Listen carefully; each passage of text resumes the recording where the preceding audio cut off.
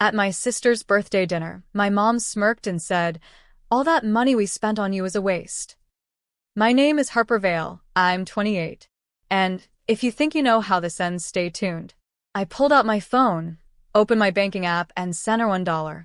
The notification pinged on her screen before I even spoke. "Debt paid," I said quietly. The table fell silent, except for my aunt, who burst out laughing. "Next time, don't even show up," she sneered, swirling her wine. "You don't belong here." I stared at her for a long moment, the hum of the restaurant fading around me. Then I lifted my glass. "To my aunt," I said, voice steady. "Toasting on my dime until tonight." A few people chuckled nervously. My mom's smile faltered. My sister kept her eyes on her dessert like if she didn't move, she wouldn't be part of the fallout. I took a slow bite of my own cake, savoring it, not because it tasted good, but because it was the taste of ending something. That night, I drove home through the freezing rain, headlights blurring against wet asphalt. I didn't cry. I didn't even feel angry. Just tired. Tired of being the family wallet, the quiet achiever, the emergency contact. Once inside, I sat cross-legged on my bed with my laptop open, the glow washing over my hands. One by one, I canceled every account tied to my name. The joint credit line, the auto payments, the family phone plan. Then I froze their cards, every single one linked to my information. When the last confirmation email came through, I stared at the words, "Action completed." For the first time in years, my world went silent. No buzzing phone. No new favor requests. Just stillness. And in that stillness, something inside me whispered, "They'll notice soon." They noticed faster than I expected. By noon the next day, my phone exploded with messages, notifications flashing like warning lights. "Mom. Harper, what did you do? My card isn't working." "Dad, why are you freezing accounts? That's family money." "Aunt Claire, fix this immediately. Your mother's embarrassed." I stared at the screen, letting the buzz fade. No panic. No guilt. Just quiet satisfaction. By evening, Mom called, her voice sharp, clipped, the same tone she used when I was 15 and late to dinner. "You think this is funny? I couldn't even pay for gas today." I leaned back in my chair, eyes on the city skyline through my apartment window. "You told me I was a waste, remember?" "I'm just honoring the sentiment," she scoffed. "Stop being dramatic. This affects everyone. You can't just pull the plug like that." "Actually, I can," I said softly, "because I was the plug." There was silence. Then, in her low, practiced tone, she said, "You're punishing us for a joke. You've always been so sensitive." Sensitive. The word that had been my label since childhood, the polite way of saying we can hurt you, and you'll still show up. I smiled bitterly. "If you ever decide to value me, you can start by valuing boundaries. Until then, good luck finding a new card holder." She hung up. An hour later, my sister texted, "You really went nuclear, huh?" I replied, "No." Nuclear would have been sending everyone the receipts of how much I actually covered. She didn't respond. That night, I poured myself a glass of wine and scrolled through my budget for the first time in years. My money, untouched, intact. It felt foreign and freeing. Then came another ping, a message from Aunt Claire. "Enjoy your little rebellion, Harper. You'll regret it when this family turns its back for good." I stared at her words and whispered, almost amused, "They already did." The next morning, my apartment buzzer screamed like an alarm. I froze mid-coffee sip. No one visits me unannounced. When I checked the camera feed, there they were, Mom and Aunt Claire, bundled in their self-righteous coats, standing outside my building as if they owned the sidewalk. I buzzed them in. I wanted to see the performance up close. Mom walked in first, her perfume, that expensive floral she could only afford because of me, filling the room. Aunt Claire followed, clutching her purse like she was entering a courtroom. "So," Mom started, dropping her coat onto my couch, "you think humiliating us is maturity now?" I crossed my arms. "You humiliated yourselves, Mom. I just stopped paying for the stage." Aunt Claire snorted. "We raised you better than this." Really? I tilted my head. You mean the years you reminded me I was an obligation, not a blessing? Her smile thinned. You're being dramatic. I walked to the counter, pulled open a drawer, and dropped a neat stack of papers in front of them. Every payment statement, credit history, and auto transfer they'd benefited from. For every birthday dinner, for every emergency, for every little crisis, I said evenly. I kept receipts. Mom glanced at the papers, jaw tightening. This is petty. No, I said, voice steady. This is proof. Aunt Claire's eyes flicked toward Mom. You really let her control everything? Mom shot her a glare. Don't start. They were unraveling right in front of me, arguing about control when all I'd done was remove it. Do you want coffee? I asked finally. Mom blinked. What? Coffee. It's the last thing you'll ever get from me. Her face turned crimson. You're cruel. I smiled faintly. No, Mom. I'm cured. She opened her mouth to speak, but I walked to the door and held it open. Time's up. They left without another word. When the elevator doors closed, the quiet returned, heavier than before, but finally mine. Still, a part of me knew this wasn't their final move. My family never left without trying to collect. For 2 full days, there was silence, the kind that feels like a held breath before something breaks. Then came the call from the bank. Ms. Vale, we just wanted to confirm, did you authorize a transfer of $4,500 from your secondary savings account? My pulse jumped. No, I didn't. The representative paused. It looks like someone attempted the transfer using credentials linked to your family account, but the system flagged it. I closed my eyes. Of course they did. When the call ended, I sat in the quiet for a long time. Then I opened my laptop and checked the logins myself. There was a failed attempt from my hometown, time-stamped 2:12 a.m. Mom's address. I should have felt angry, but instead there was just exhaustion, the kind that settles into your bones when people mistake your kindness for permission. That evening, I called Eli, my closest friend since college, a financial advisor who'd helped me set up those accounts years ago. Hey, he said softly. I saw the alert.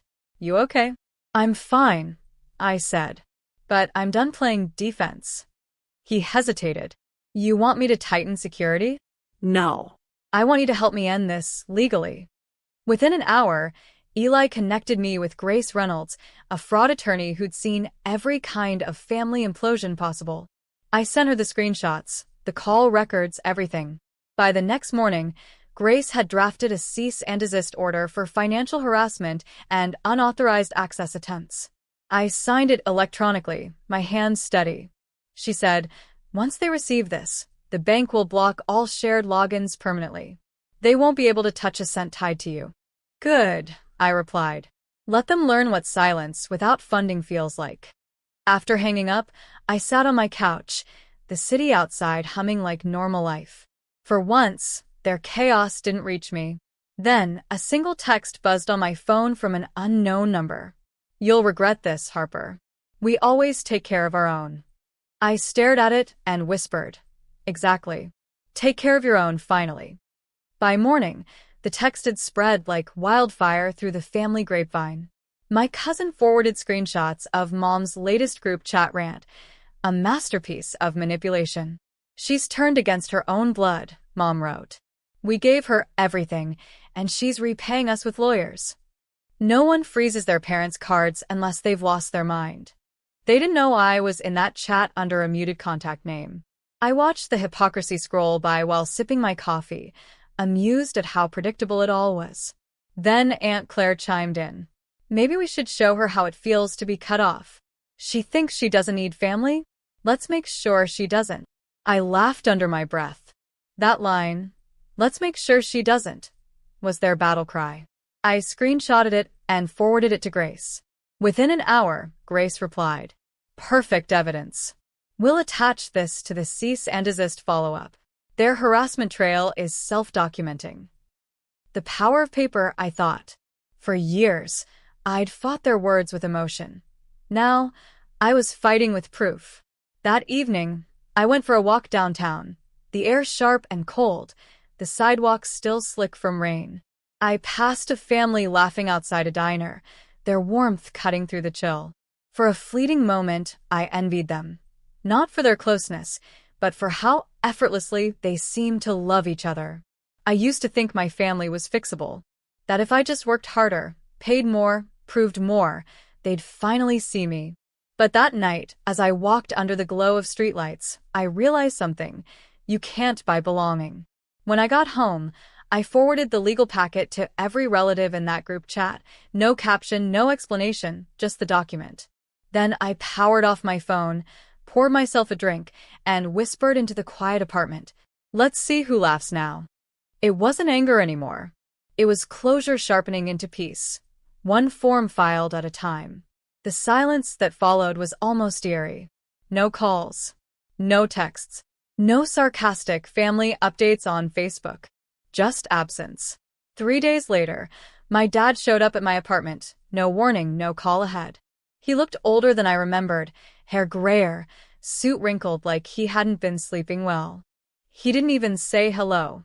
Just stood there, holding a folded piece of paper. Your mother got served, he said quietly. I know, I replied. He sighed and handed me the paper. It was a printout of my email to the family, the legal notice. She's humiliated, he said. You could have come to us first. I laughed softly. Dad, I did come to you. Every time you asked for help. Every time you told me to keep the peace. But peace doesn't exist when only one side's bleeding. He sank into the chair across from me. For a moment, I saw a flicker of guilt behind his eyes. We never meant to make you feel used. You didn't mean to, I said. But you did. He rubbed his temples. Your mother's furious. She's saying you ruined the family name. I leaned forward. Dad, the family name ruined itself. I just stopped funding the illusion. He didn't answer. Just stared at his hands, as if searching for something to hold on to. After a while, he whispered, You always were the one who saw through everything. Something in me softened. Not forgiveness, not yet, but understanding. You could see through it too, I said gently. You just didn't want to. When he left, I walked him to the door. He turned once more and said, She'll never change, Harper. But maybe I can. It wasn't a promise, but it was something. After he left, I sat by the window, the city lights flickering like distant stars. For the first time, I didn't feel anger toward him, just a quiet sadness for how much he'd given up trying to keep peace that never existed. And beneath that sadness, a growing strength whispered, You didn't destroy the family, you ended the performance. A week passed before I heard from anyone again. It came through an unexpected source, a message from Paula, my younger cousin. Just so you know, your mom's spinning stories again. She's saying you drained her accounts out of spite. People are starting to realize it's not true, though. I stared at the text, a strange calm washing over me. Once upon a time, that kind of rumor would have wrecked me. Now, it just sounded tired, like an old script everyone was bored of hearing. That evening, I sat on my balcony with a mug of coffee, watching the rain smear the city lights into soft gold. My world was finally quiet, yet a small part of me ached. I didn't miss them, but I missed what family should have been. Warmth without cost. Eli called that night. His voice was soft. You've been quiet lately. What's going on in that head of yours? I think I'm grieving something that never existed, I said. A family that only lived in my imagination. He was silent for a moment. Then, grieving's good. It means you've stopped pretending. I smiled faintly. Guess so.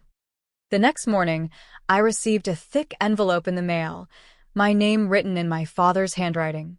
Inside was a single note and a small cashier's check for $3,600, the same amount he'd once tried to withdraw. The note read, For what's owed, not for money, but for respect. Thank you for teaching me what it means to earn it. Tears stung my eyes before I could stop them. Not because of the check, but because for the first time in my life he saw me, not as a bank account, but as his daughter. I folded the letter, tucked it into my journal, and whispered, You finally paid attention. As I looked out the window, the rain had stopped. A soft light cut through the clouds, faint but real. It wasn't reconciliation. It was recognition. And that was enough for me to start breathing differently. 2 months later, the quiet didn't feel empty anymore. It felt earned. The calls stopped, the messages faded, and for the first time, my life belonged only to me. I'd moved apartments, a smaller space with warm light, a place that didn't echo with ghosts of old obligations. My new walls didn't know the sound of my mother's voice or my aunt's laughter dripping with venom. Just music, coffee brewing, and peace. One afternoon, while unpacking, I found my old family photo in a box, the one from my sister's 16th birthday. Everyone smiling, everyone pretending. I almost tossed it, but something made me pause. I slipped it into a drawer instead, not as a memory but as evidence. Proof of what I survived. That evening, I sat at my desk, wrote a single letter, and sealed it. It wasn't for them. It was for me, to whoever I become next. You didn't lose a family. You outgrew a performance. Love isn't measured in money transfers or silence for peace. You built something new, boundaries that don't need apology. Keep them. Protect them. HV. I placed the letter in the drawer beside the photo and smiled. For the first time in years, I felt like my story wasn't about revenge anymore. It was about reclamation. Later that night, my phone buzzed. A message from Dad. Your mom asked about you today. She didn't admit it, but I think she misses you. I stared at it for a long time before typing back. That's okay. Missing someone doesn't mean you deserve them back. He replied with a single heart emoji, his way of saying he understood. I set my phone face down and turned off the lights. Outside, the rain began again, soft and steady, like a rhythm I finally understood. I wasn't the daughter who begged for love anymore. I was the woman who learned that peace costs nothing, and once bought, it never needs repayment. I closed my eyes, whispered to the silence. Debt paid for good.